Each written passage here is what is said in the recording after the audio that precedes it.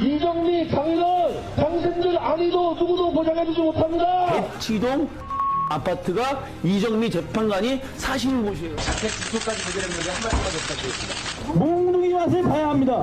아스팔트에 피를 흘리는 충동을 우리는 할 수 있는 것을 것입니다. 예, 어제 서울 도심 탄핵 찬반 집회로 뜨거웠습니다. 때가 어느 때인데 지금 우리 사회는 백색 테러를 걱정하는 세상이 돼버렸습니다. 백색 테러. 우익의 테러를 뜻하는 용어인데요. 지금 이른바 우익 세력들이 박영수 특검, 문재인 대표, 손석희 사장 이런 사람들 집 앞으로 가서 야구 방망이 흔들고 목을 쳐야 한다 외치고 암살만이 나라를 구하는 길이다. 글을 올리고 있습니다. 이정미 헌재소장 대행의 집 주소를요. 팟캐스트에서 공개하기도 했는데요. 그 박사모나 박대모 게시판에 들어가 보면은 준비물은 30cm 회칼, 흰 장갑, 유언장이다. 이런 글도 보이고요. 이정미 대행을 살해하겠다. 나는 죽어도 여한이 없다. 이런 글도 있었습니다. 이런 백색 테러 행위들에 대해서 이게 조직적이다. 배후가 있다. 이런 주장을 하는 분이 계세요. 더불어민주당 표창원 의원 직접 만나보죠.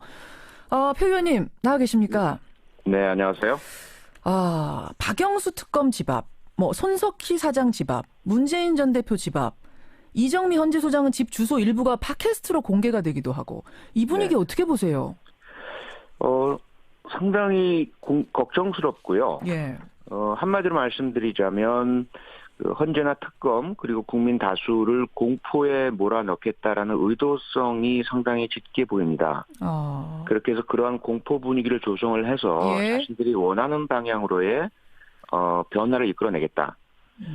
그런 부분들은 테러방지법에 규정한 테러 개념에 맞아떨어지거든요. 예. 이건 그래서 이 분명 부분에 테러다. 대해서 수사가 필요하다라고 저는 생각을 합니다. 그 인터넷 게시판에 올라오는 글들도 수위가 대단해요. 제가 앞에서 잠깐 소개했습니다만 네. 이정미가 판결 전에 사라져야 된다. 내가 살해하겠다. 나는 죽어도 여한이 없다. 이런 심한 말까지. 네. 할복단을 모집한다. 준비물은 회칼, 흰장갑, 유언장이다. 특검 목 쳐야 한다. 이런 글들도 이거 처벌 안 됩니까? 그 중에 한 명은 자수를 했죠. 경찰이 수사한다라고 발표하는 순간 25살짜리 대학생이요. 예. 이정미 헌재 소장 대행에 대한 그 살해하겠다. 네네. 그런데 다른 글들도 역시 마찬가지로 처벌 대상인데요. 문제는 경찰에서 아직까지는 적극적인 수사 의지를 보이지 않고 있습니다. 그렇죠. 그게 문제입니다. 표창원 의원님 집 앞에서도 지난달에 시위 있지 않았어요? 여러 차례 있었고요. 이제 겨우 조금 조용해졌는데 저희 지역사무소 앞에서는 여전히 시위가 이루어지고 있고요. 시위 그 자체야 얼마든지 할 수 있죠. 그런데 만약에 주민들을 괴롭게 한다든지 위협과 공포를 느끼게 하는 폭력적 언사가 행해진다면 그것은 제지되어야 합니다. 그때는 야구 방망이 등장 안 했습니까? 네, 경찰에서 저보고 피신하라고 미리 연락을 줬는데 현장에는 제가 가지 않았고요. 그런 보도 내용 같은 것들은 없었던 것으로 봐서 야구방망이나 무기는 등장하지 않은 것으로 보입니다. 그럼 뭐를 가지고 그렇게 위협적으로 행동을 하던가? 뭐가 등장했습니까? 우선 그 확성기로 상당히 커다란 소음이 있었고요. 그리고 대형 화면에 잘 아시는 그런 저나 제 가족을 그 패러디한 그림 같은 거 띄워놓고 그림 같은 것들 그리고 상당히 그 공격적인 발언들 이런 부분들이었죠. 그러니까 이 집 앞 시위라는 게 광장이라든지 국회 앞이라든지 이런 데서 하는 시위하고는 느껴지는 위협의 정도가 다를 것 같아요. 상당히 다르고요. 주거의 평온이라는 헌법상의 권리에 대한 심대한 침해죠. 그렇죠. 거기에다가 그 목적이 상당히 불온한 게 뭐냐면 저에 대한 것들도 우리 이웃들로 하여금 저 사람 때문에 이렇게 시끄러우니 저 사람 좀 내쫓자. 라는 분위기를 형성하겠다라는 게 역력하고요. 직접적 그런 내용을 표시한 글들도 상당히 많이 온라인상에서 게재가 됩니다. 동시에. 그래요. 네네. 그러니까 이게 사실은 이제 가족들 중에 예를 들어서 박영수 특검네 집이다 이러면은 그 이웃들이 아파트거든요. 이웃들이 여기가 박영수 특검네 집인지 매일 마주치는 저 아이가 박영수 특검의 집의 아이인 이거 잘 몰랐던 이웃들도 그 앞에서 확성기 틀어놓고 무슨 야구 방망이를 흔들고 하면은 달리 보이는 거예요. 이런 걸 노리는 거겠죠. 불안함. 네, 그렇습니다. 다행스럽게도 우리 이웃분들이 오히려 지지와 격려 의사를 많이 표현해 주세요. 그런 시위가 있으면. 하지만 그렇게 행하는 그 사람들로 인해서 예. 주민들이 피해를 입는 건 뭐 사실이죠. 그런가 하면 더 심각한 것도 있습니다. 가짜뉴스. 온라인, 네. 오프라인을 가리지 않고 돌고 있는데요. 뭐 이런 것도 봤어요, 저는. 세월호 사건은 북한 지령이었다. 박원순 시장이 촛불 집회 보면서 스케이트장이나 개장할 걸 하고서 후회했다. 이런 게 네. 그러니까 인터넷에 설처럼 떠도는 정도가 아니라 아예 신문처럼 인쇄가 돼서 뿌려지더라고요. 네네. 가짜 뉴스, 페이크 뉴스라고 하는데 그 모양과 형식이 일간지 예.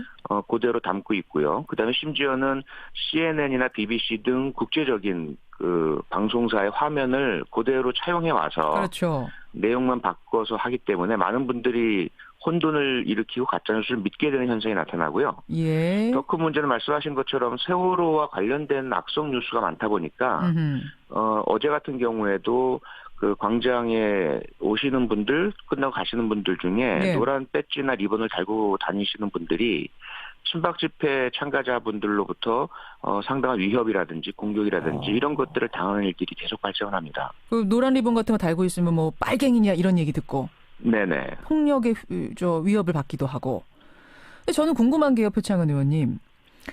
이 가짜 신문 돌아다니는 거 보면 한두 장이 아니에요. 상당히 정교하게 찍었어요. 정말 진짜처럼. 그거 아파트 앞에 막 쌓여 있습니다. 네. 이걸 찍으려면 돈 들고, 운반하려면 돈 들고, 이게 과연 개인이 자기 돈 들여서 이렇게 할 수 있는 건가? 어떻게 보세요? 할 수 없죠. 할 수 없고요.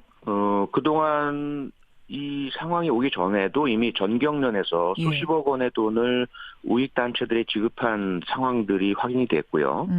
그리고 그 가짜뉴스 같은 경우도 본인들도 주장하건대 뭐 300만 부를 찍어냈다라고 주장을 하고 있고요. 예, 예. 그리고 그동안 그 일부 탐사 언론 방송에서도 추적을 한 결과 예. 신문이 인쇄되는 인쇄소에서 인쇄가 된 정황도 확인이 됐죠. 거기에 관계된 조직 단체들도 상당히 윤곽이 드러나 있고요. 예. 이런 부분들은 금액도 금액이지만 기획 내용에 대한 어떤 공유라든지 예.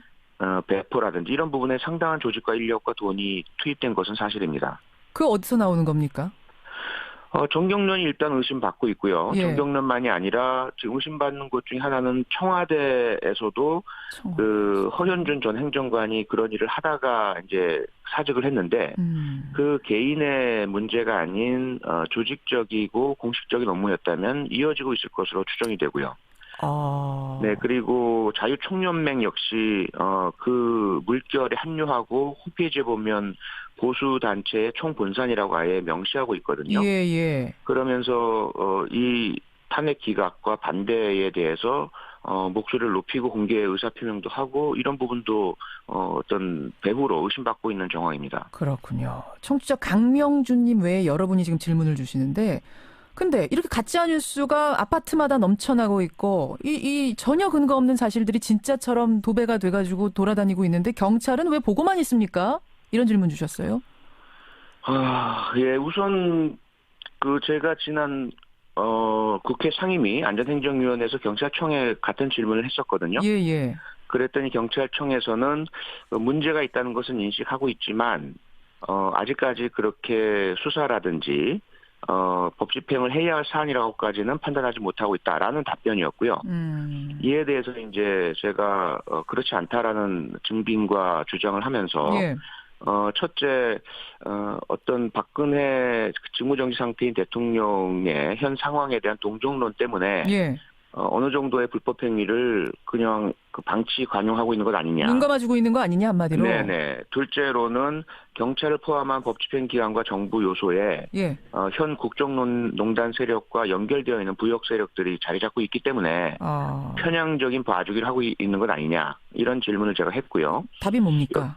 답은 경찰청장은 그렇진 않다. 아니라고 했겠죠. 아니라고. 네네. 예. 아니라고 했지만 제가 제기한 문제들에 대해서 테러 행위 또는 형법상의 폭행, 협박 그리고 폭력 행위 등 처벌에 관한 법률 위반에 해당되는 2인 이상의 폭행, 위협, 협박 그리고 뭐 신문법 위반, 저작권법 위반, 명예훼손 그리고 그 정보통신망법 위반 이런 예. 다양한 범죄 행위들에 대한 수사를 적극적으로 하는 것을 검토하겠다 이런 말까지 받아냈습니다. 예. 아니라고 했으면 이제는 그 적극적인 수사로 보여주면 되는 거고 이거는 네네. 좀 다른 경우입니다만 표 의원님 네. 인터넷 위키백화라는 게 있습니다. 누구나 네네. 접속해서 정보 수정하고 뭐 이런 온라인 백과사전 같은 건데 네. 여기다가 문재인 후보를 검색하면 조선민주주의인민공화국 정치인 이렇게 뜨고 이재명 후보는 조선민주주의인민공화국 성남시장 이렇게 뜬답니다. 네네. 정대협 민주노총 이런 시민단체들에 대한 정보도 최근에 싹 바뀌었대요.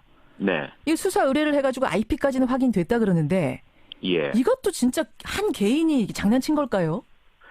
저에 대해서도 위키백과에 그 전에 예.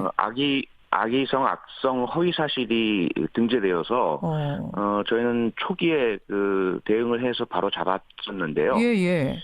지금 이 상황들을 보아하니 그 내용도 상당한 그 어떤 전문성 내지는 의도성 그리고 동일한 내용들이 여러 개인이나 단체를 향해서 행해지고 있는 것들을 봐서는 예.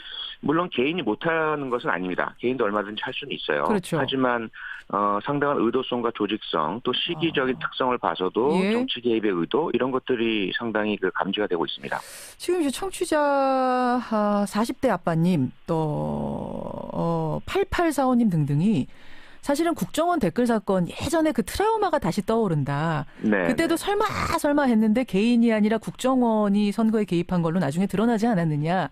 네. 혹시 이번에도 선거 국면하고 맞물려서 뭐 그런 일들이 또 재발하는 건 아니냐. 걱정들 하시네요. 네. 같은 걱정을 공유하고 있고요.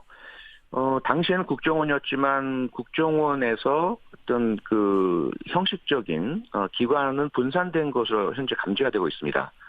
무슨 말씀이냐면 예. 국정원과 군 사이버 사령부에서 그 중심이 돼서 해오던 일들을 예. 다양한 형태의 보수 단체 그리고 청와대에도 김모 비서관이 그런 일을 지난 대선에서 하다가 청와대 비서관으로 옮겨갔죠. 예. 그러면서 청와대에서도 어떤 한 부분을 담당해 왔던 것으로 보이고요. 예. 현재까지 그런지는 모르겠지만 그래서 그런 부분들은 저희들이 상당히 그 긴장감을 가지고 모니터링을 하고 있고요. 그리고 디도스 공격도 있었죠. 2011년 선관위 홈페이지에 대한 예. 그 부분도 지금 다시 그 당시 수사가 마무리된 것과는 달리 배후에 그 박기태 당시 국회의장 등의 거물 정치인들이 있었다라는 정황이 계속 포착되고 있어서 그래요. 좀 더 폭넓은 조직적인 그 개입에 대한 좀 경고를 하고 있습니다. 참 이야기 나누면서도 이게 시대가 어느 때인데라는 생각이 들고 씁쓸합니다. 여기까지 말씀 듣고요. 표창원 의원님도 오나가나 몸 조심하시고요. 네네. 고맙습니다. 고맙습니다. 더불어민주당 표창원 의원이었습니다.